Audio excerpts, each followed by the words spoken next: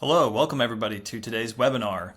So since we're going to give it a few seconds for people to log in and join us on the webinar today, I'll start with some housekeeping, give you a little bit of an introduction and tell you what we're planning to do on today's webinar. So my name is Nate Skelly. I'm the owner of Financial Pathway. I'm a financial planner and I primarily help people with investing wisely, minimizing their tax bill, and retiring with purpose. In today's webinar, and I emphasize the word purpose, today's webinar is going to be more of the math aspect of retirement planning and getting ready for a successful retirement. But ultimately, what I love seeing people do and what I love helping people do is finding their purpose, aligning their time, their energy, and their capital towards the things that really matter to them. And that's ultimately what I hope for you as you watch this webinar, that as you make this transition into retirement, it won't just be a math equation that you've solved, but it will be a whole new phase of your life where you're able to unlock your God-given potential and ability and time and energy towards things that really matter to you at the end of the day. So let's do this. Before we jump into today's webinar, there's a little bit of housekeeping, as I mentioned. I do want to mention just a couple things by way of disclosure. Being in my business, I need to make sure that I make these important disclosures. Everything that we talk about today is educational. Nothing is personalized advice, and nothing is investment advice. There is going to be some graphics and visuals here that are for illustrative, informational purposes. These are hypothetical scenarios, not intended to be taken as a blueprint for your own financial decisions in your own retirement, so please take it as such. Any tax questions, please talk to a tax advisor. And any estate planning questions, please talk to a qualified estate attorney. So here's a preview of what we're covering today. 8 questions, and I hope you took the retirement readiness quiz. If you did not, there is a link in the description where you can take that 4-minute quiz and see where you stand. I feel like these are 8 of the most vital, crucial decision areas that set you up for a successful retirement. These are, if you will, some of the make or break decisions, things that you can be very, very happy that you made the right decision or regret deeply down the road that you did not make the right decision. Obviously, in today's webinar, we're only at this for 30 minutes, so we're not going to be able to do a deep dive on every single topic, but I'll give you highlights, hopefully give you some nuggets along the way, and give you some things that you can put on the to-do list going forward and helping you, again, prepare for that successful retirement. So we're going to start with Social Security claiming. This is, of course, one of the biggest decisions that you have to make in retirement. Let me just lay the groundwork a little bit. And you can see there in that wording there at the top, the age that you claim can affect your lifetime benefit by $100,000 or well above $100,000 in some cases. So you want to get this decision right. So if you're born 1960 or later, you can take your full retirement benefit at age 67. Used to be 65 and that's been bumped back now. But you can take it early if you want. The earliest you can claim it is at age 62. If you take it at age 62, as you can see on the graphic there, you would get 70% of what you otherwise would have received at age 67. And there's a prorated formula. You don't have to take it at 62 or 67. You can take it anywhere in between. You could take it at 63 years and 4 months if you wanted to. But you're going to get less prorated for the earlier days that you take it. But you can also take it later. You can take it as late as age 70. Each year that you wait past your full retirement age, you get an 8% increase up to 124% at age 70. So this makes a big difference. You say, well, Nate, what's the sweet spot? What's the exact right point at which I should take my Social Security? Well, that's going to be different, of course, for each person. If you're looking for a break-even point, though, it's about age 81. So if you waited till age 70, yes, you wouldn't have been getting Social Security for a long time, 8 years of the person who took it at age 62, but by age 81, you would have caught up to them. And, depending on your life expectancy, your family health history, if you expect to live well into your 80s, then taking it later usually leads to a higher lifetime benefit. But that still doesn't necessarily mean that waiting till later is what's best, because you also have to think about what about the income in the in-between stages. So one other thing I'll highlight before I go to our next slide, and that is if you are a married couple going into retirement, coordinating your Social Security claiming benefits is a really, really important aspect of this. Let me give you one example here. Let's take a couple whose benefits, their full retirement benefits at age 67 would be $3,800 and $1,900. So quite a big difference. By the way, typically, as a spouse, you are entitled to 50% of your spouse's benefit. Meaning if you don't have a lot of Social Security earnings to lean on and your Social Security payment is pretty low and your spouse's is high, you are entitled to 50% of their payment if that is higher than your own calculated benefit. If your own calculated benefit is higher, then you can take your own benefit. So in this case, it is 50% of the higher earning spouse. Well, that's just fine. And let's say that they're the exact same age. So they don't claim anything from age 62 to age 67, and then they claim both their benefits at age 67. Well, that's fine. But let's say that spouse A passes away first. Well, that means spouse B is entitled to the higher of the two amounts. And this is a very, very important key piece of information I hope every retiree understands. When one spouse dies, the surviving spouse gets the higher of the two, but not both. So in this case, spouse B gets $3,800 a month, but they lose their $1,900 a month. Here's an example of where a smart claiming strategy could be more powerful for this couple.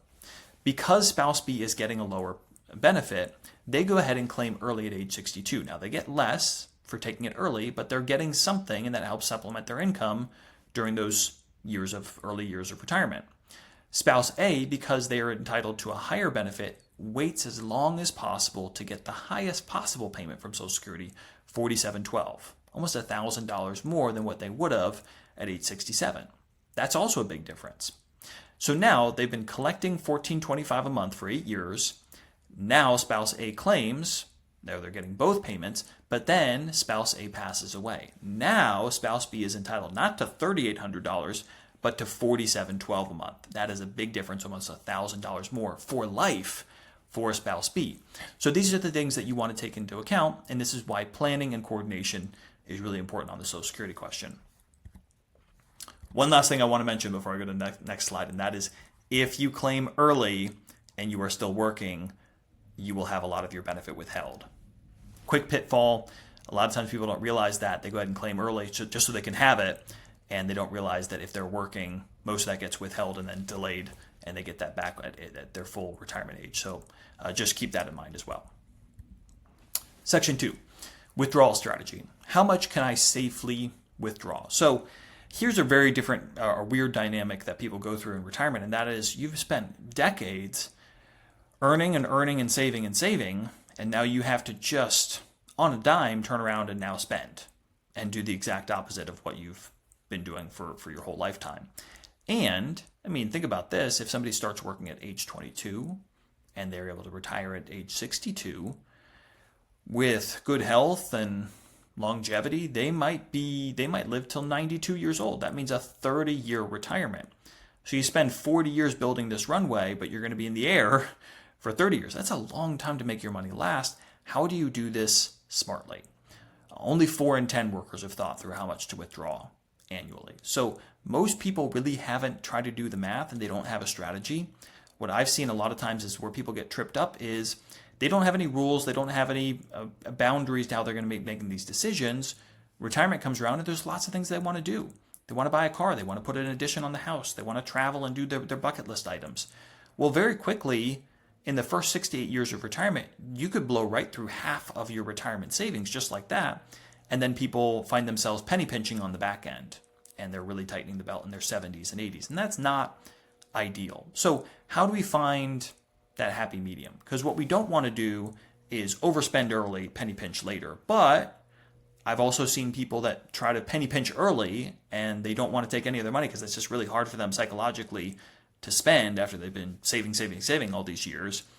And they end up having way more than money at the end of their retirement than they ever expected. And most of that could have been going to something. If for no other reason, it could have been going to helping kids, grandkids, their church, all different types of things. So how do we find that happy medium to make sure that we've got a good withdrawal spending strategy. Here's a couple strategies I want to just put side by side. These are certainly not the only withdrawal strategies out there, but they are two well-known ones. 4% rule is probably the far and away most well-known retirement rule.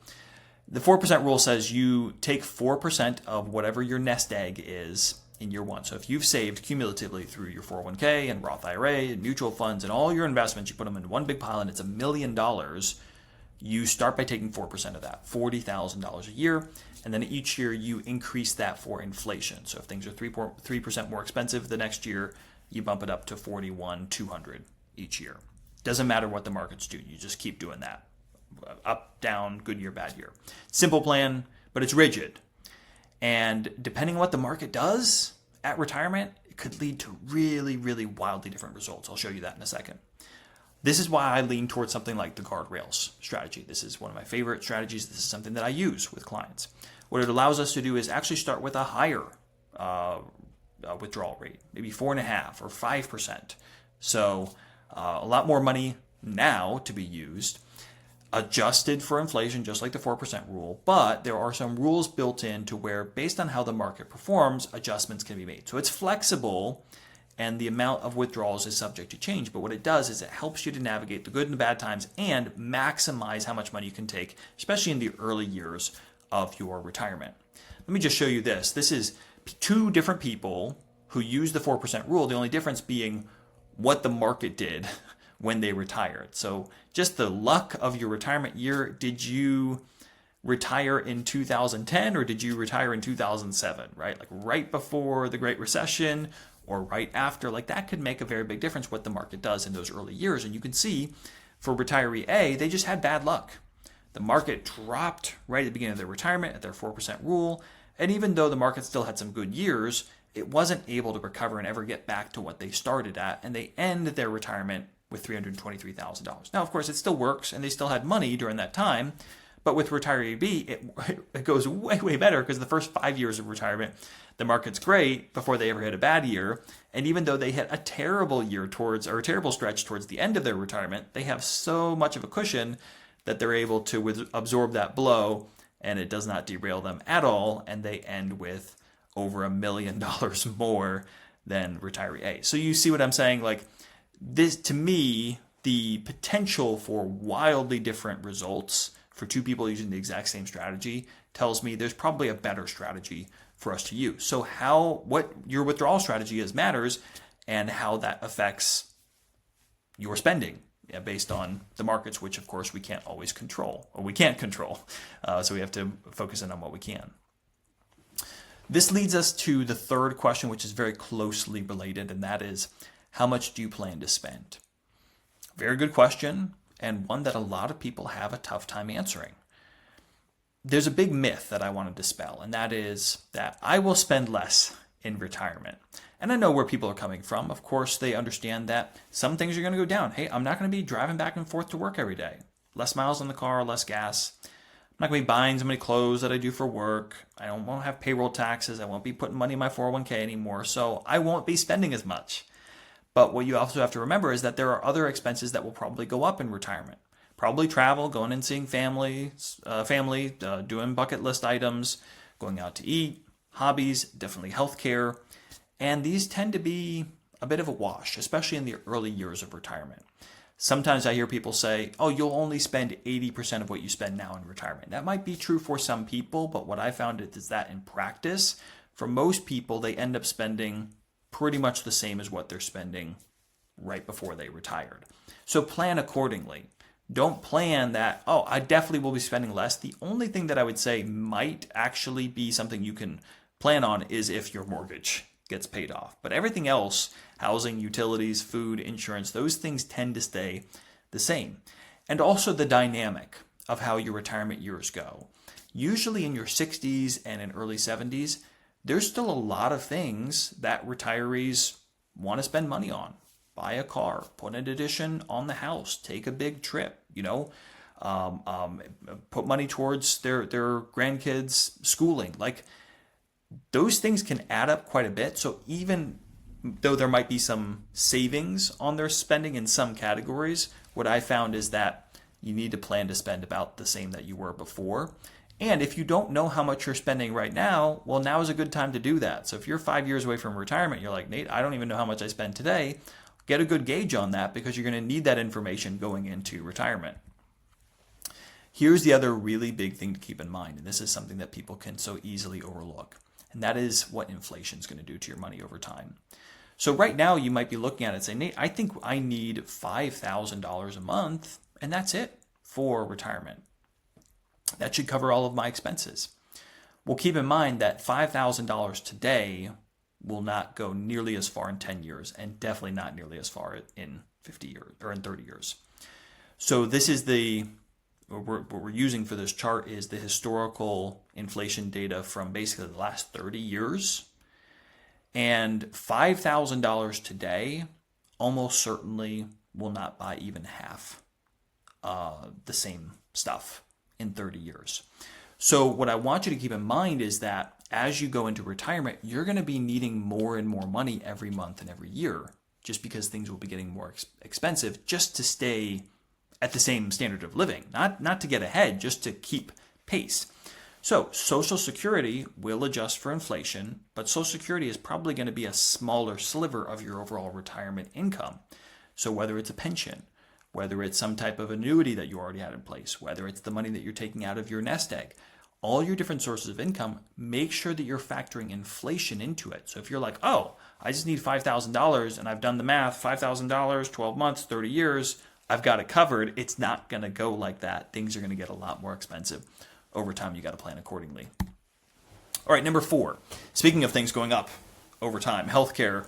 What's your plan for healthcare? Let me just give you a few highlights. This, of course, could be a very, very in-depth conversation. But healthcare planning for retirement.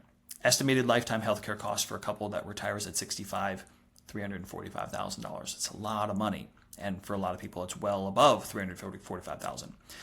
Medicare is going to be your primary healthcare coverage.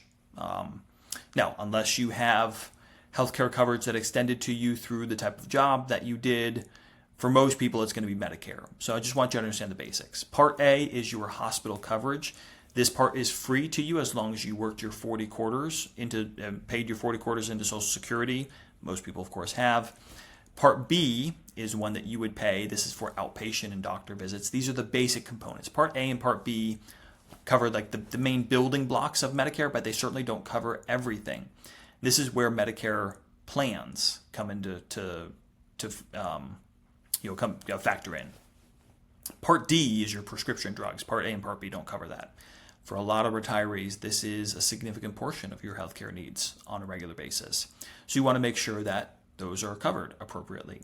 What most people do is when they qualify for Medicare at age 65, you can't get it earlier than that, it's at age 65 that you enroll, they get either a Medigap plan or a Medicare Advantage plan. And these function very similar to how, if you have a healthcare plan right now, very similar to how those function. Medigap is typically a little bit more costly, but it's more robust on what it covers. Medicare Advantage can be usually lower monthly premiums, but it might not cover as much or have higher out-of-pocket costs. Just like your healthcare now, you can't just look at how much the premium is. A lot of people do that. They say, well, how much is it going to be a month? Oh, it's going to be $600 a month. Okay. $300 a month. Okay. But also when you need the healthcare coverage, and you will need it, how much is that going to be? What is my out-of-pocket cost going to be? What are my deductibles? What are my co-pays? And making sure that you're picking a plan that works for you. One last thing I'll mention on this slide before I go to the next one, and that is you can shop it year after year. So you enroll at age 65, you pick a plan, but then there's open enrollment at the end of each year. And so year to year, review that. Look at your coverage. Make sure it still makes sense. Maybe change some things. You might want to move from a Medigap to a Medicare Advantage. You might want to make sure that you have different parts covered at different intervals. Another thing that's really, really important when it comes to retirement preparedness, and that is bridging the gap before Medicare.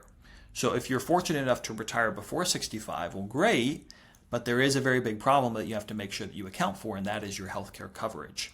Most people have healthcare coverage through their job, which is great, but then when you retire, now you're on your own. And if Medicare starts at 65 and you're 62, well, what's going to cover the gap? So there's three main ways that you can bridge the gap. First of all is a marketplace plan. So you can go on healthcare.gov, you put in your income and your basic family information, and based primarily on your income, it tells you what you qualify for. You may get a tax credit, a subsidy that offsets your monthly premium, and that could end up, getting you a plan at a very reasonable cost. That's exactly what you need in the interim. But if your income is too high, then you're responsible for the full payment. That could be quite a lot, and may be worth it, it may not. So you have to keep in mind that marketplace plan is an option, but only, it could be a wide difference in the cost there. Cobra is a program where you can keep the same plan that you had through your employer up to 18 months, but you have to pay the full premium. Usually what's happening is, you have to pay something for your healthcare, but the employer is covering most of it. With Cobra, it's like, well, you can keep the same plan if you want to, same doctor, same coverage, same network, but now you pay the full amount. And that can be a shock to the system. A lot of people realize like, oh, I didn't realize it was going to be so much for healthcare in retirement, at least for these few years. And so you want to plan accordingly. Last thing I'll mention at least is health sharing ministries. Be very careful about this. Potentially could be a lower cost than Marketplace or Cobra, but it's not insurance. And it does not cover pre-existing conditions. You do have several months in between where you have to get reimbursed for costs that you pay out of pocket first. So it's not ideal, but it certainly can be a backup solution in some scenarios, and it's worth mentioning. Okay, number 5, market risk. What if the market drops? I think probably the more appropriate way to label this is what happens when the market drops, because it's not an if, it is a when. The market does drop on a regular basis. Every year, year and a half, the U.S. stock market, S&P 500, sees a 10% drop or more. And once every 4 or 5 years on average, we see a drop of 20% or more, a bear market. So if you're going to be in retirement for 20, 25, 30 years, it's not a question of, will I see a market drop? It's just, how many are you going to see? And you'll see several very large ones. So how do we plan accordingly? Not having a good plan could literally be a 50% difference in lifetime income if we're not properly accounting and strategizing for what happens when the market drops. Now, certainly as a retiree, I don't think it's a good idea to have all of your money in the market. But what sometimes people do is they run so far the other end, they say, no money in the market, no money in growth investments.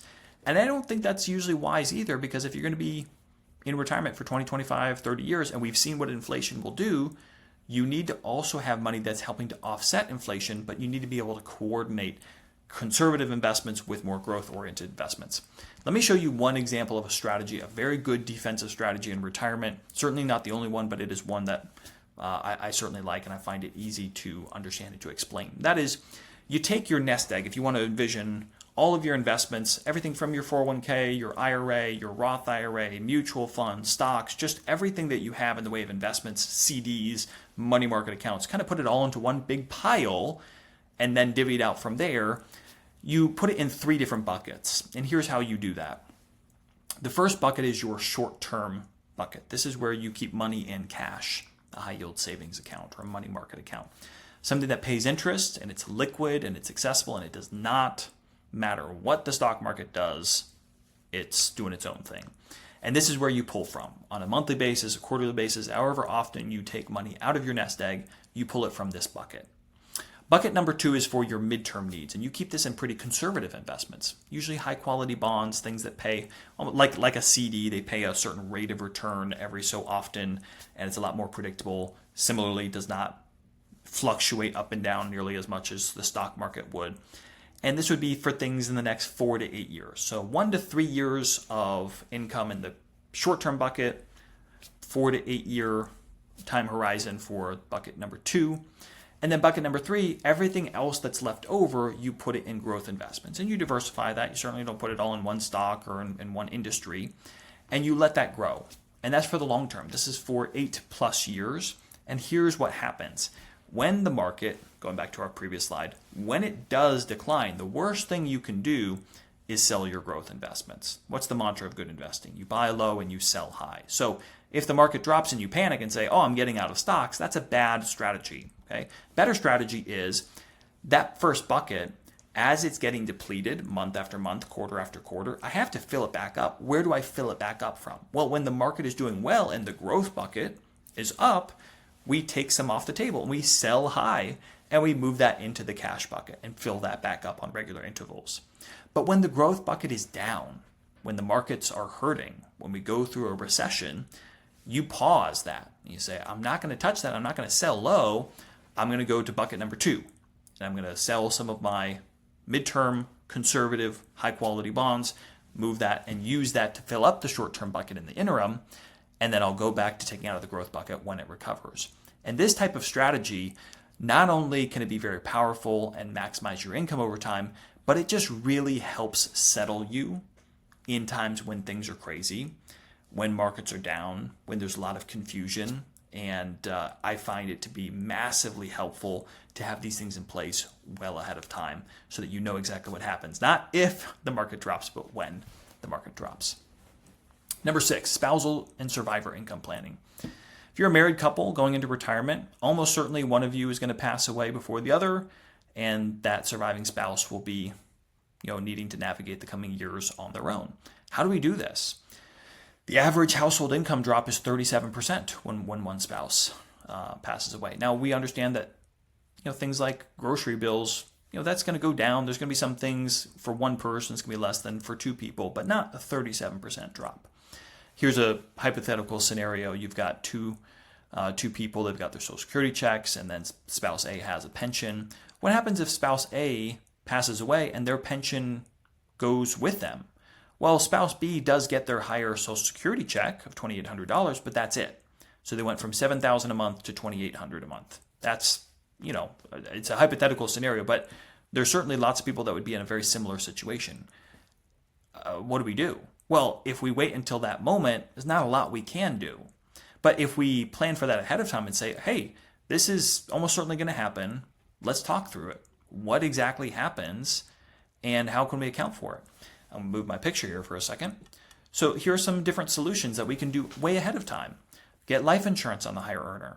Maybe change their pension benefit so that when they pass away, the surviving spouse gets a portion or gets a payout. They could delay Social Security to lock in an even higher amount. Maybe they put some money aside and invest that for the surviving spouse. Maybe there's a plan to sell a house and to downsize. There's lots of different options and ways that we can do this. The point is you have a lot more flexibility and a lot more ability to make a difference if you get ahead of this 10, 15, 20 years ahead of time. But if you wait until when it happens, your options are very, very limited. Estate planning. I'm not an estate attorney. I don't do trusts or wills, but what I do is help clients to be educated about the importance of these basics and what happens if we don't have them in place. Only 24% of people have a will. That is concerning, to say the least. So here are just a few examples of what can happen without proper estate planning. Let's say you forgot about somebody that you named as beneficiary. This does happen. Name somebody on your retirement account 20 years ago. Didn't think of anything of it. Person passes away. Guess what? The beneficiary designation overrides your will. So even if in your will it said, oh, it's going to go to this person, if the beneficiary says something different, they go with the beneficiary listed. Be aware of that. Not setting up a trust or any type of estate plan for a vulnerable heir. Let's say you have a child, a family member, is just not in a position to be able to manage their money or their own care. And if you don't set up proper estate planning and they just inherit money outright, that could be a recipe for disaster. A lot of potential for mismanaging of an inheritance. Getting a trust in place makes sure that money is used wisely and for that person's best interest. How about no beneficiary name? Sometimes people just set up accounts and they say, no, I'm not going to name a beneficiary. They didn't realize they could name a beneficiary, and those accounts just go. And especially if you don't have a will in place, well, how does the state determine who your money goes to? It goes by state law. That may or may not coincide with your wishes. Another thing is tax benefits missed. A lot of people have charitable inclinations and they want to leave money to their church or to a nonprofit. There's great ways to do this and some really great tax benefits either now or later on when you pass.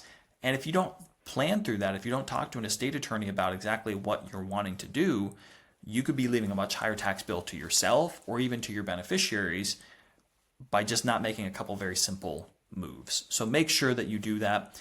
If you've not reviewed your will or your estate plan in the last 2 years, make sure to put it on the to-do list. And then lastly, certainly not least, retirement date decision.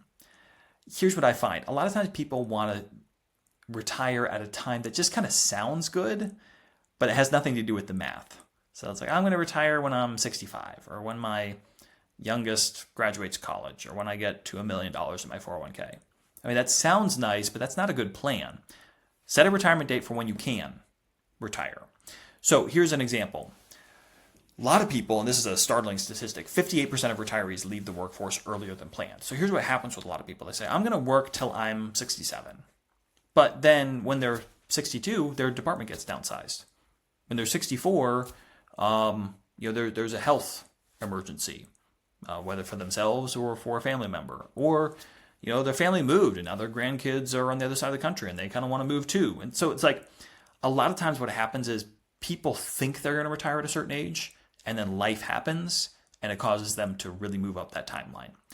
What I find to be the best practical advice is to say, do the planning, set the target a little bit beyond where you think you actually absolutely could. Don't be on the razor's edge. You'd be like, okay, if we just get to right here, I think I'd just be able to make it.